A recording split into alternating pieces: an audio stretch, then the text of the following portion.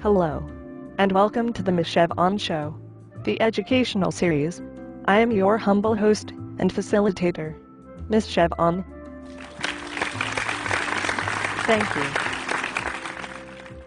Today, we will discuss the subject of adult learning and the differences between pedagogy, the subject of teacher-centered or directive learning, otherwise known as leading children, versus Andragogy, which adult education theorist Malcolm Knowles defined as the art and sciences of helping adults learn, which also equates to a more learner-centered, learner-directed approach. We'll start with the more traditional example of pedagogy, specifically, the act of teaching children. Here's an example of a teenager's typical approach to learning something new. Please note, all subtitles are written phonetically. Good morning, class. Let's continue where we left off yesterday. Who can tell me why it is important to know basic math skills, including percentages?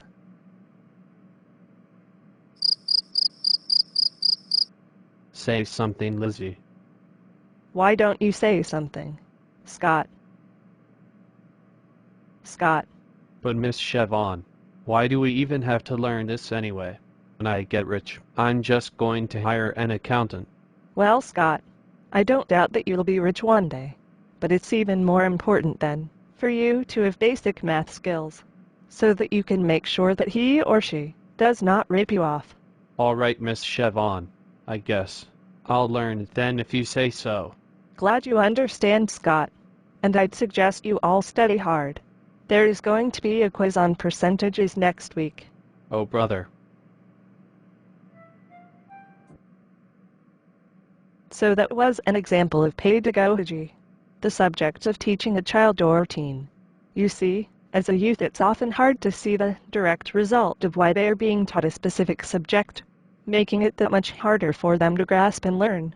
However, in our next example of Andragogy, we will see how natural it is for an adult to rationalize the reasons as to why they have decided to pursue further education.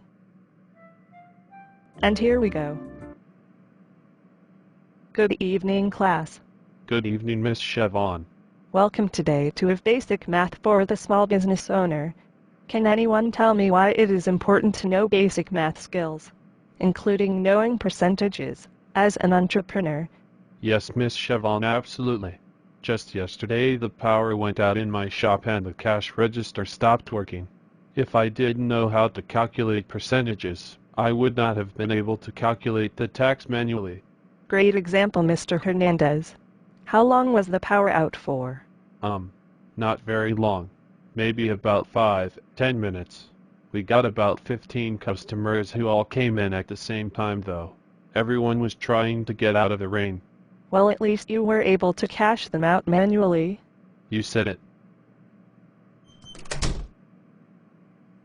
Hi, Miss Shevon. Sorry I'm late. The babysitter canceled on me at the last minute. I had to find another sitter. That's okay, Lisa. Have a seat. We were just discussing the importance of knowing basic math skills as an entrepreneur. Any input? Oh, well, sure. You see, I am here because I want to start my own restaurant business. I need these skills so that I can be confident when creating my budgets and preparing my financial statements. Nice answer, Lisa. I am glad that you have a goal in mind. Class, be sure that you create a SMART goals list for me by next week, Monday. Everyone here has a goal in mind, a reason for taking this class and a reason for coming back to it twice a week. Let's identify those reasons on paper and keep them close at hand.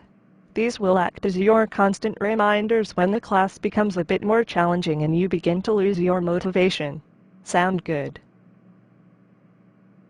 Sounds good to me, Miss Shevon. Sounds good to me too. Perfect. Well, that about wraps us up for today. See you all next week.